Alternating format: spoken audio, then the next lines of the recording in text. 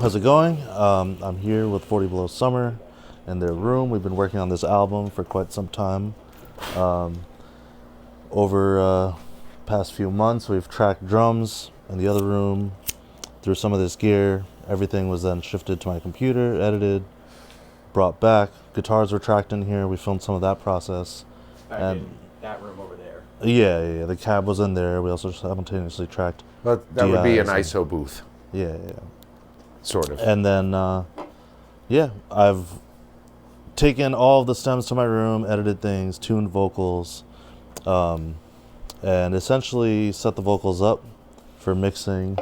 And now everything's back here. So for the first time, we've uploaded sessions back into Pro Tools. Everything's at 96K. If I just go to the mix window, you got out 1 all the way through 48. 48. So basically, you got 1 through 32 on this board here. We got the sidecar. What is this board? So, Allen Heath. Max, do you want so to this take is an over? Allen Heath GS3000. They were made from probably the early 90s until the early-ish 2000s. And again, if you were in the, I guess you would say like in that level where you were like going from home studio to a more professional setup, at the time, you know, you really had limited choices, you know, like, so a lot of people had, there was a Mackie sort of, you know, anybody who knows, you know, anything about gear, you know, Mackie, it's everywhere, you know, like they do a lot of live stuff, but like they had a home, you know, like a recording console similar to this in size, a 32 channel, 8 group console that 8 bus or 8 group console that you, so you have 32 channels in 8 groups. Where it was in like the around $4,000 range, whereas this was about double the price or a little more than double the price.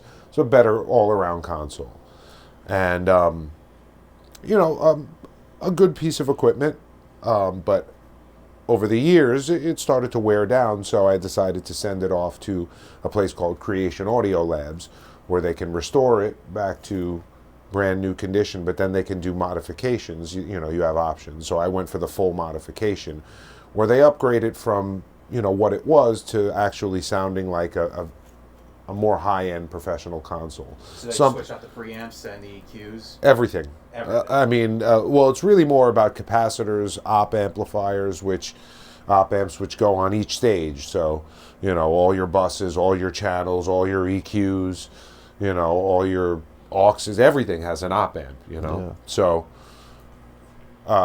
they're changing out all the op amps. Then they rebuild the power supply, and which pushes the board a little more and gives it a little more headroom. And they change all the connectors on the back of the console, the ins and outs, to all Nutric gold, the gold-plated connectors all across the board. Like, it's a significant modification. It costs generally close to $10,000. And then I additionally added the Allen Heath ZR16, which is a pretty nice little console, almost like a 16-channel version of this. It's a little different in the sense of the EQ curves are a little different, but the quality of the console is about the same level. And then I sent this off to Revive Audio, and they did similar modifications to this. So now essentially I have 48 channels, and you know, I have many different options of how to bring all these channels. And as this being like an old school, in a way, analog studio, as you can see all these racks filled with stuff, for almost every single channel I have either a compressor or an outboard EQ. These are all compressors over here. These are interfaces to go from the computer to all the analog gear. Those are power supplies. This is more EQs. This mix down decks. So when you have your mix, I have different levels of audio. This is another equalizer. These are all the preamps. So when you're running your microphones for instruments or vocals or anything, you know, from a source instrument, you want to run them into the best quality mic preamp. So I have a lot of high quality mic preamps. So and real quick more though, compressors when and we more tracked drums, you want to explain like what we ran through on the preamps, or Okay, Just to yeah. kind of give an idea of where it's at now, or what led to where it's at now. So, for example, running an entire drum kit like this rack here specifically is basically 90% preamps. There are a couple of compressors down here. These are all compressors, but everything's preamps. These are 4 mic preamps, 2 mic preamps, a mic preamp with an EQ in it, and a compressor that we don't use. 4 more mic preamps, 2 more mic preamps, another mic preamp, a mic preamp with a compressor and an EQ, a mic preamp with an EQ, and then this is a compressor. But so essentially what we would do is, like, for example, the bass drum or kick drum would run into this mic preamp. Okay? The snare top would run into this mic preamp. Direct from the source. Yes, right from the drum itself. Yeah, I'm pretty sure we did these 2 Neves for overheads. Yes, we absolutely did those 2 Neves for overheads. Then all the tom-toms ran through this. The Warm Audio WA412. So that's where the tom-toms went. And then our overheads went into this, the Affinity mic preamp. Overheads were the Neve. Sorry, not overheads, room and hall. Room and hall. Went into the Affinity mic preamp. And you had a microphone, I'm assuming, in the hallway just right over there. Well, no, the drums were in that room over there. That room. And that room actually has a little private hallway, so we stuck a microphone out there. Nice. And I have various microphones. They're mostly locked away, but I mean, we used a pair of small diaphragm Behringer Dynamic MC930s for overheads. We used a Lawton Audio, it's called the Atlantis, and it's a very, very nice large diaphragm condenser mic that we used for the room microphone. Then the other Lawton Audio was the LA220, which we threw into the hallway, and that was to capture a long throw, mostly of the snare drum, And then on the kick drum we used a Sennheiser E902.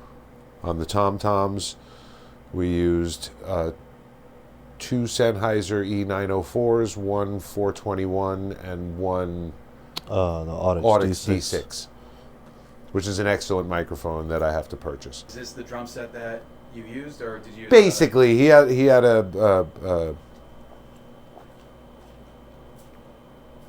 did we use that one, or did he bring his other kit? I don't remember. I believe we used this one. I think that's the one we had used. options for 2 different snares. Oh yeah, we went. But that one, I mean, both. That's not the good. snare we used. Yeah, we used a different one. We used the other snare, and Anthony can tune. Good. Anthony can tune. We had him track all drums to the record on one night, which really shocked me. I did not think he would pull that off. I just kept pushing. I was like, "You got this. Keep going. Keep going." Well, the truth is if we had actually done it the right way, we wouldn't have pulled it off. But what do you mean? What do we do wrong? Well, because the right way would have just been to do it in Pro Tools. Oh, right. And we would have comped it right there. Yeah. So he wouldn't have just burned song, because we would have stopped in between each take, and you would have comped it. You went over the main racks right here. Got a couple more racks of goodies over here. What are... They're all really compressors. Little Pultec modeler. There's 2 Pultecs, but yeah, those are 3 1176 clones, but as you can see, modified by Revive Audio. Again, most of a lot of the stuff I have is modified by Revive Audio. My LA4s are modified by Revive. That's an original Stam Audio, and the early Stam Audios, while very high quality and a lot of great components put in there were some design flaws because he was just starting and he hadn't perfected, and so it had some issues. So I sent it to Revive. They cleaned everything up right away, and we did have to replace a transformer, but it sounds incredible now. The Audioscape, that you don't have to touch. That thing comes out of the box perfect. And you got another rack over here. Those are some EQs and compressors.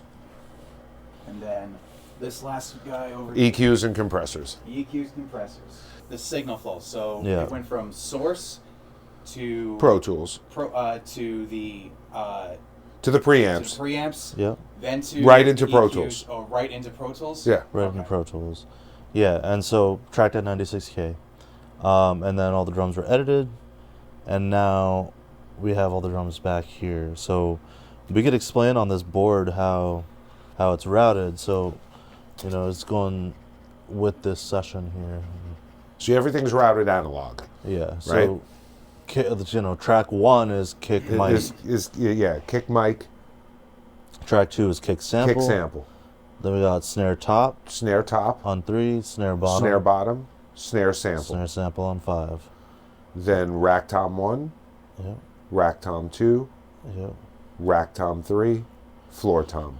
6 through 9's all the toms. Yeah, overhead right, overhead left. Room and then hall. Yeah, so the first 13 tracks are all drums. With everything that was captured through those preamps. Now, why are you having a sample go with the actual analog drums, just for added punchiness? Yeah, for kick and snare specifically, you really need to have that.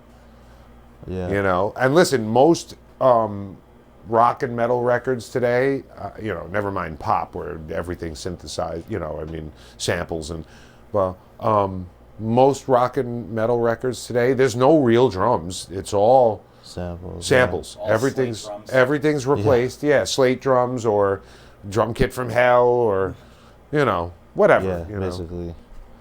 Unfortunately. But the toms are all they don't have any samples behind them. The toms are it's all real toms. All real toms.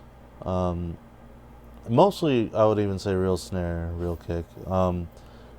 So we can start going through that, but snare especially, drums, it's like 70-30. How do you have this routed from Pro Tools out of the console to whatever effects you need? Okay, here, so what you need first, slide back. Yeah. What you need first is what's called a digital to analog converter. Now, these are very common. You can get them all, or an interface, which is what people, So what I personally have are the Antelope Orion, because they give you 32 analog ins and outs each. Now I have 3 of them, but this one is a little funky, so I'm using these 2. And actually one of them is modified by a company called Black Lion Audio, who's very, reputable and known for their modifications, and they do have their own line of equipment. For example, like this one piece of gear that we're looking at over here, this is Black Lion Audio, the same company that modified this Antelope Orion. So what this does is this will take your digital audio and convert it to analog. And then you just need the proper connections from the back to go into this stuff. Right. So the way it would be routed is everything that's coming in, we generally don't need the board for it because we have outboard preamps and such. And we're again doing rock and metal music, so we're never going to really need to record like a large orchestra, right? In this setting at least. So we don't need more than this many preamps. Now, if I was going to record an orchestra, then I can use the preamps in the board because they are very good, especially after the modification. But that's neither here nor there. On the way out, though, digitally, again, depending on the size of your setup. My setup happens to be a little bigger than most in terms of channels, because I've been, building analog outboard gear for years and years and years, and they just went into a deep dive over the last 2. But this gives me 48, analog, basically returns coming from the computer and the interfaces. And then from there, you can use all this analog outboard gear through what these consoles have called inserts. So onto a channel, you insert, and it goes in line with the EQs, because none of these boards have processing aside really from equalization. You have panning, equalization, and routing, where you can, again, then take groups. For example, right now we're getting ready to start mixing, so we're working on drums first of the first song. So drums are track 1 through 13. So what we'll do is we'll group the drums, and this is for analog purposes because there's other stuff that we can do digitally in the box. But for analog purposes, you're looking at channels 1 through 13. So these switches here will actually put them into the main mix of the console. So what this console is, a 32 by 8 by 2, which means 32 channels with 8 groups or subgroups or buses, and then one main left-right mix channel or bus. So the drums, if you want everything to go to the main mix, you click this button that says left-right.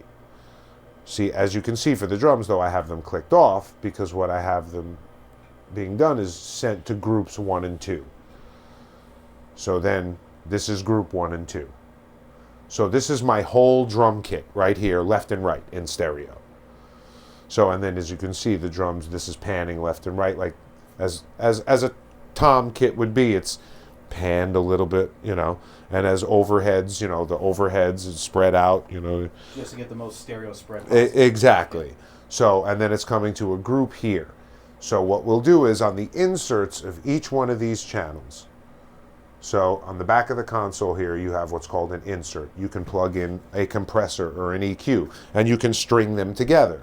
This is a lot of wiring for me, for example. For my old ass crawling back there. But talk about cable management nightmares. So yeah, so when I'm saying like this compressor and this EQ, and this compressor and this EQ are going to bass drum and top snare, that's all patched together, you know. All the way in the back. And, yeah, it's all patched in together, and then it all goes, you know, into the inserts of 1 and 2. And then you can adjust them with this EQ, that EQ, and the compressor to get the desired sound. Then when you group all the drums, now I do the same thing with the tom-toms. I have all 4 toms going to this EQ, these compressors down here, this EQ, so all 4 toms. So 2 compressors. Over here, the overheads are going into these compressors, into this EQ. DBX. Yeah, it's a DBX fest. DBX, I personally like, they're just punchy for drums. They just really are. And then, actually, for the room and hall mic, I'm not using DBX compressors. I'm using these, the Aphex 661s. And they're actually really... Yeah, they sound They're good. really Actually, really cool. nice, like, smashing characteristic. Really brings Well, out. they can also do the clean thing, but they can, you know, if you want to get them dirty, they can do they're discontinued now, but in the 90s, they weren't cheap. They were like $700 for each compressor for a single channel, you know. That's not cheap. You know, by today's dollar value, that's like $1,200-$1,300 for a single. So that's channel basically, right? you know, all hardware that's running on the drums. So but then the drums go to, like I said, groups 1 and 2. Well, groups 1 and 2 have an insert too, just like the channels. So then, this is what's called a bus compressor. So for the drum bus, which is this here, we run this over the insert and just give a light overall extra compression over the whole kit, over the whole drum set. And that's also patched into this, which is an SSL ultraviolet EQ. Stereo. The stereo EQ. Yeah. So, you know, and it gives you an even, you know, just overall general, you can get a little extra shimmer. It's beautiful. It sounds so nice. Whatever you put into the console on the inserts will then affect the signal. Right. That's, you know, and then once it's processed, so now you'll have your drums, then you'll have your bass, then you'll have your guitars. There's a lot of guitars. Yeah. Then you'll have vocals. There's a lot of vocals. And then you'll have other little stuff like samples and the 808s and keyboards leads, and yeah. synths and clean guitars and all that stuff. And you have it all processed. And you can group, you know, all of it to where all your heavy guitars are on another group and your vocals are on another group. And you can then run, you know, bus compressors and EQs on those groups. Right. And this is all analog. Then it all goes to a master mix, which is summed up right to this fader right here. This is just a stereo fader, you know, well, a single fader, but it represents a stereo left and right signal. Master volume. And essentially, you have, just like each channel has an insert, and each one of these groups or buses has a stereo insert, so does this master fader right here. It has a stereo insert, so that's where this comes in. This actually, believe it or not, was made for me by a famous engineer named Dan Korneff. He engineered our second record and Nino's second and third record, Breaking Benjamin's second, third, and maybe fourth record, Paramore's first record, like Pierce the Veil. He's done all their stuff for the last God knows how many years. But great engineer, brilliant guy, and he actually builds his own stuff. So he actually built this for me way back like 15 years ago. It was one of my first like serious pieces of gear, and I just recently had it modified by Revive. I had a transformer mod done, which is something that they do, and Revive Audio is a wonderful place. They can take literally a $200 or $300 piece of gear and turn it into something that sounds like 3 or 4 times the price. So if you have like a cheap DBX 166, go send it to them. It'll come back literally sounding like a brand new piece of gear. Like high end. Yeah, like something you could like actually use in a real recording setting. So we're going into this, which is another bus compressor, but this is for the entire mix. Yeah. So this is specifically that SSL G series mix bus compressor is the classic mix bus compressor for the last 40 years for rock, metal, but what we're doing is we're doing things a little different here. And yes, we're going to an SSL ultraviolet EQ. They're sort of made to work together. But we're also in between running into a Rupert Neve design tape simulator, which is an analog tape. I mean, it's pretty fucking cool. Like it's just, yeah. I don't know how else to describe it, but it's just really cool. It has the circuitry of the tape recorder. Yeah, and then from there, when we're ready to once our mixes are printed, back into Pro Tools, we're going to send them after running through the tape simulator into a. This is an older but still solid DSD recorder, which is called Direct Stream Digital. Whereas opposed to PCM, which records, at higher bit rates, but lower sample rates, such as like a CD, which is 16 bits and 44.1 kilohertz. The sample rate, that's how many times it reads the information in a second, right? Yeah. So, high res, we're recording at 96K. That's 24 bits of information at, 96,000 times a second. DSD is 1 bit of information, 2.82 million times a second. So you can catch a very broad range. So when you're running through a tape simulator, if you really want to emulate tape, it's probably best to capture it on a really high res like 192 or DSD. So we're utilizing DSD, and we're planning on possibly making vinyl. So this would be a perfect medium. And that's basically the analog setup in a nutshell. And then Zacky's going to tell you how we're going to take it to the next level digitally. Right. So, we have all this beautiful gear. We got Pro Tools on here. We just got all these licenses. Hold on. Synced up for Fab Filter plugins, Wave plugins, basically precision tools. There's we have over 100 plus plugins in here now. There's one also important thing to mention before I get started here.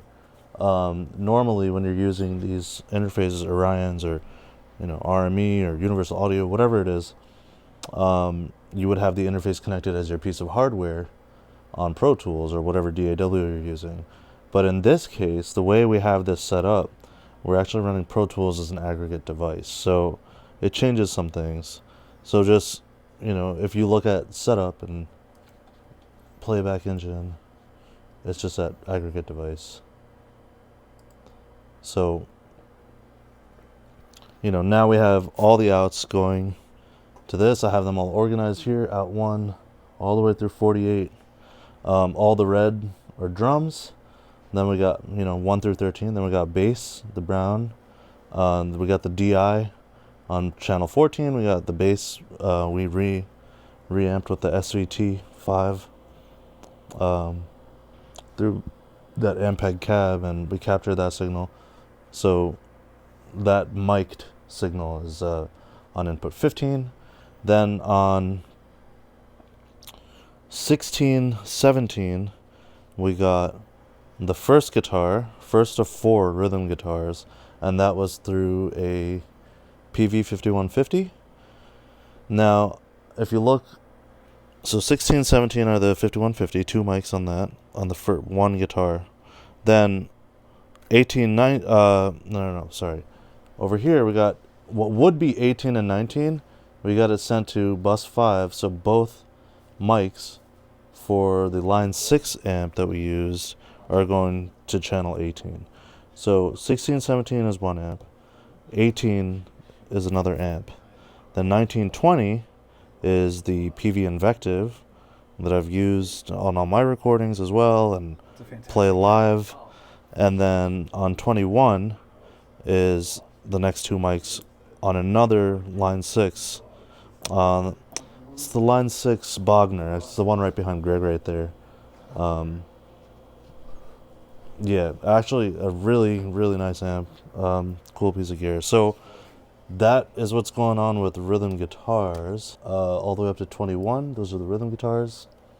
There's the line 6 2 bus. Then we have 2 mics for leads on 22, 23. And then we start with vocals.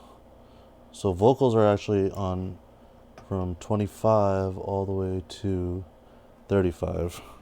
So 25, they're all muted all the way to 35.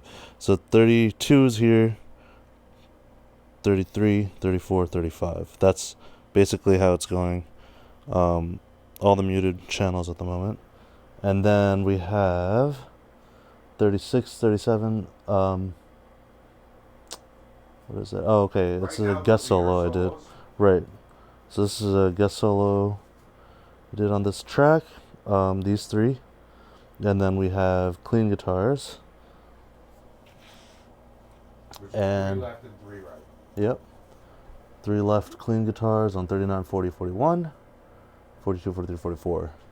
And then we have all the keys. Just one other thing I wanted to point out with, like, for example, with the clean guitars as they're left and right, it's like 2 are mics, 1 is each a direct guitar, you know, running through like different simulators, and we got some really cool like effects and stuff doing that.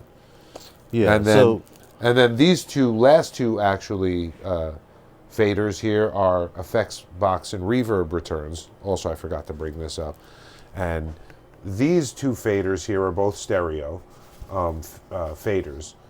So they're reverb returns for 2 classic reverb units, a Lexicon PCM70 and a PCM80. And then these 2 faders here are actually this whole board returning to this console. And if I wanted to, I can also assign this console to any one of the groups or just directly into the left-right mix, which is where I have it in right now, which to me seems like makes the most sense. Basically, you have the ability to add any precision tools as plugins before or after. And the main goal is to keep it non-linear and keep the source signals as strong as possible and utilize the advantages of recording digital and analog simultaneously to get the best possible result. All right. And this is all like a learning process for both of us. Yeah, you know, because he has a setup right next door, which is wonderful. Like, and he has some great stuff over there, and he's been doing. You know, I mean, he has 2 Shelfords. That's all that needs to be said. But yeah, I mean, we've done some rundowns, you know, running over some of that gear and that setup, doing mixes, and using some of the analog gear to achieve the print. But with so much analog gear at your disposal, you know, you can really get away with not having all any. Of this is just next level of what you already have over there. So right, and the combinations of if you things. want to get into analog and you have a couple pieces of analog gear to help print mixes, Zacky's setup is fantastic. But if you want to go full analog and like next level, this is what it's like. Yeah. 15 years. I'm 15 years older than Zachy, so In about 15 years, his setup will blow mine out of the water. Yeah, I mean, that's it's a never-ending. No, when you're involved in this type of, because it's not just being an engineer, it's being a musician. I mean, he's a musician, I'm a musician. I've been a musician all of my pretty much pubescent and above life, and same thing with him, and Yeah. we've just grew up in slightly different eras, so I didn't have the tools that he kind of grew up with at my disposal when I first started recording. I mean, my first piece of recording equipment was an 8-track, cassette. And not like the old 8-tracks from the 70s. It was like, you'd buy a Tascam, like 488, Porta-Studio was an 8-track, and it had a little tiny mixer on top, and you'd stuck the cassette in it, and, and that's how I started. And then eventually I went to ADATs in the 90s, in the late 90s. And bought a lot of analog gear, but it was cheaper stuff. And over the years, I got better and better and better equipment, analog-wise. As your skill set got better and better over the years. But I stayed away from computers for a long, long, long time. I would always, hire other people to do some editing here and there, but... Yeah, Alright. so Let's hear some drums. listen to some of this. So we can get started.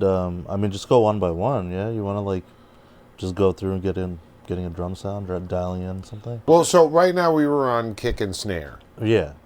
So we could briefly explain. On kick. the biggest thing though to me is like the real thing is after we do kick and snare, I think we should do overheads, then worry about toms. Okay. Yeah, that's fine. Because the biggest part of I say Snare is sound a is near almost part of the equal overheads. part of the drum sound, including the kick, because I know we want to try to dial out as much like with the overheads of the kick as we can. Yeah. But it still adds something Right. to the kick. Yeah. If you dial out the right frequencies where it just adds a little bit of attack to the kick, it and a little bit of thump, and then especially the snare, the overheads Yeah. are Room lights, literally too. probably 30 to 40% of the snare sound. Yeah. So I just saw you had the FabFilter Pro Gate. Yeah. So, we had, Like you said, precision tools. this is just kick one. Let's actually go to a spot where there's some kicks. So on the natural kick, we're mixing two gates actually. Right. We're doing so one. We're we're doing one pre-compressor and one post-compressor. right. So everything I'm putting on Pro Tools is happening before it's feeding into the board, right? So if I bypass this gate right now, that just sounds pretty good without it. That's going into a gate. Well, no, but that's because he's just hitting kick and cymbals when it. Oh, right. When he So gets here we into go. the fills. So you hear a little bit of bleed going into the kick mic. This gate that I put previous to going into the gate over there, you want to show them what you got going on? Yeah. The lexicon. So no, drummer. Oh, right. Lexicons are reverbs. So you see where this is triggering right here for the Yep. kick drum? So this is a drummer DS401, a 404 quad gate.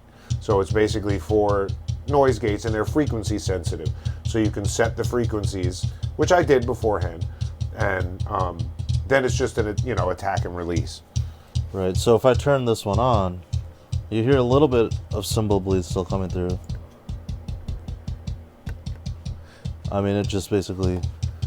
It's the thing is with each gate, it sounds good, but with both gates together, It's yeah. it You hear pretty. like just about nothing. It sounds almost like a sample. Yeah.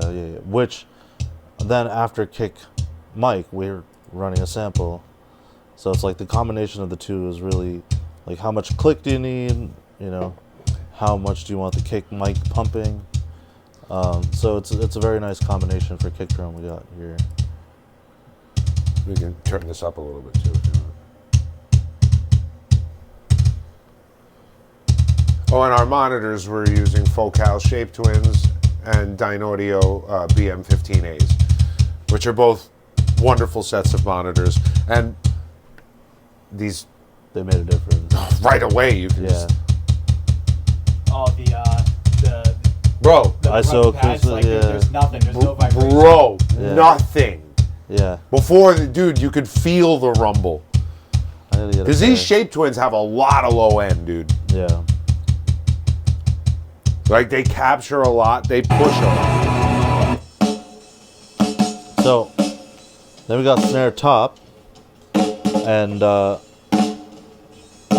so let me explain this. Typically boosting an 8 decibel on an EQ, 4 decibels of 8K, to bring a little more snap out of the snare, right? So what that does though, is all the bleed that's going into your snare mics from your cymbals, as you hear, is it's kind of brought out a little bit. So the idea is to multiband compress the high end, right?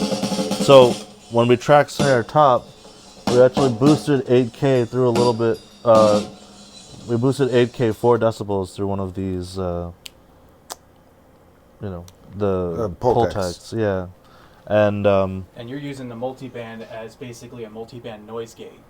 not a essentially. noise gate. So the idea is to then feed this into a noise gate. Multiband compress the high end to tame the cymbal bleed coming into the mic before feeding it into a gate. And so once you gate that, then it's like, Now the gate, basically like a gate sample. cuts off the cymbal, but you can still replace that frequency with an EQ Right. on the board or with I have the, like I said, that it's running into an Orband, those blue Orband EQs. Those are wonderful EQs, by the way, especially after they're modified by Revive Audio. Gotta get Revive to sponsor the video. Yeah. So now we got snare top. This part has no snare.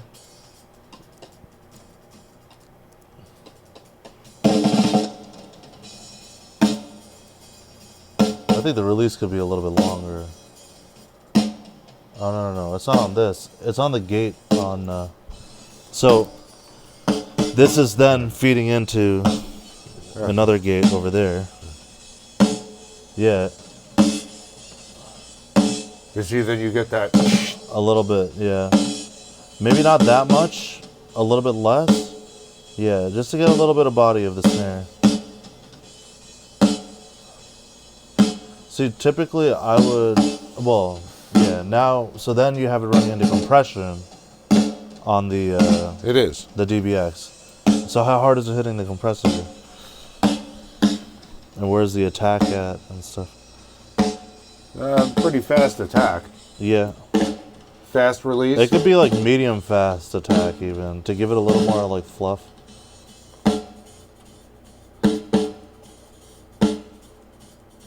You could set the release to like 1.3. That's pretty much where it is. Right? Okay. Well, it's maybe 1 point. That would be 1.3. Yeah, it's a little less choked sounding, I guess. Like it sounds a little Where would you put the ratio? 4. I have it at 5. Okay. Now, how many decibels of compression? Like 6 decibels or so? I have it sort of between minus. So.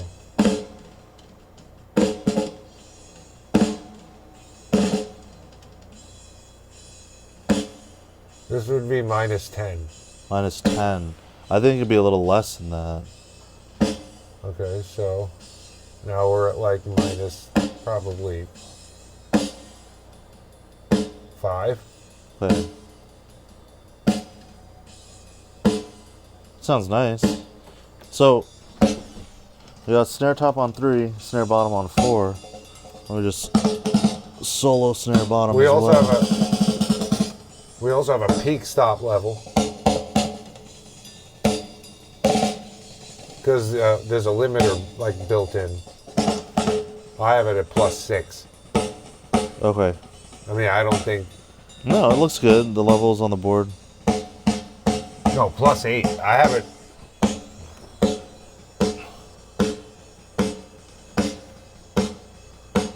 For a soloed out snare, that sounds pretty fucking Yeah, good. yeah, that's solid. We haven't even blended in the snare sample yet, which... Or the overheads. Yeah.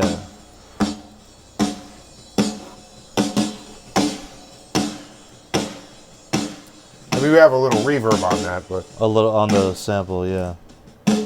No, on the... On the... So, is the reverb on at the moment? Yeah. Oh, okay. Yeah, I asked you if you wanted me to turn it off, and you said no. Oh, well, we could turn it on a little bit more. I mean, a little bit more reverb, I guess. Oh, I can put a lot more. Oh, nice. Well, I have a short reverb called the tiled room, which adds a certain crack to the... And then I have a longer Sounds nice. plate reverb. And then we can start bringing in... Overheads. Yeah, overheads. So if I solo, overhead left and right. And kicks. And kicks. Kick mic, kick sample. So now we got kick mic, kick sample, snare top, snare bottom. Should I throw in snare sample also? Yeah? Typically I'll mix it separate. Just to put its own reverb on it to control the amount of reverb. Snare sample. But we can just throw that on the box anyway. So I'm gonna... We have an blend individual it just to channel. It get don't matter. overhead left, overhead right, all simultaneously running. And as far as... Hold on. Before you... As far as snare sample analog, I'm not running anything on it. Yeah. So whatever you put on, you can just put on immediately, like pre. Yeah. It doesn't make a difference. We can put a different reverb on the You snare want to sample. try reverb on that snare sample? Why not?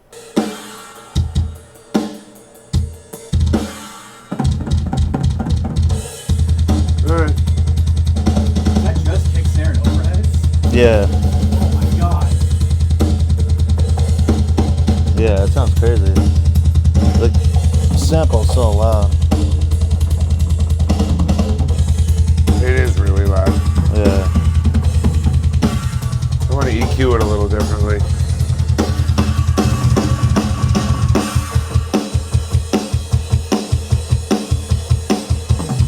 Oh, wait, no. So then,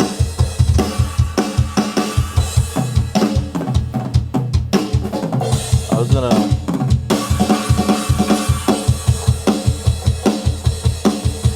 really quick just pinpoint some harsh frequencies.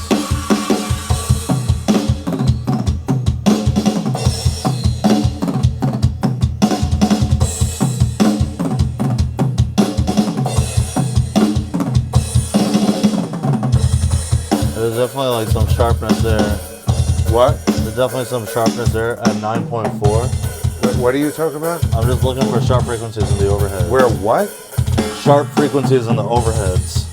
Oh, I'm not. So there's something at 9.4 if you could drop it on your end, or I could just do a little notch over here. So this is just overheads and kick No, and No, this this is is all the the drums drums. This is everything now. Yeah. I mean, we can pump it up a little bit. Hold on, let me just do something. 9 audios. Wow, so different.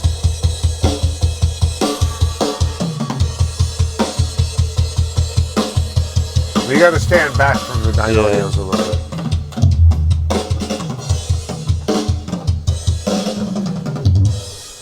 Gotta tame that tom.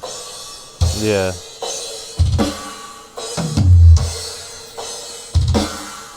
That floor tom just sounds like Yeah. sounds so massive. Yeah.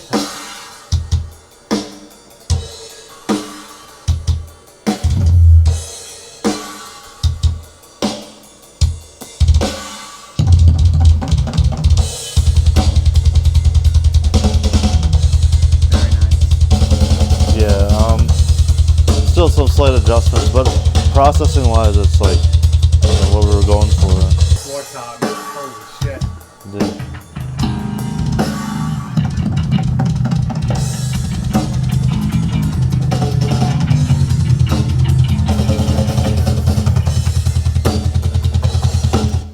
Yeah, it's a lot of dialing in, and it's different, you know, like, yeah, Tons of tweaking. yeah. And then you run into a little problem, it's like, wait, Then you gotta like troubleshoot which Yeah. cable is bad, you know, like. But Oh, just that process getting to here is just. Thank you, sir. yeah, yeah. But yeah, I mean, I hope it was like, you know, informative and like a good insight onto, you know, this is the new 40 Below Summer record. We're gonna, you know, got the whole record on the way. Well, like I said, I'm Catch it learning next as one. I go here. Yeah. Like in terms of how to put How to this all do this? together. Yeah. Yeah. Well, sounds great, and it's a great setup. Catch you in the next one.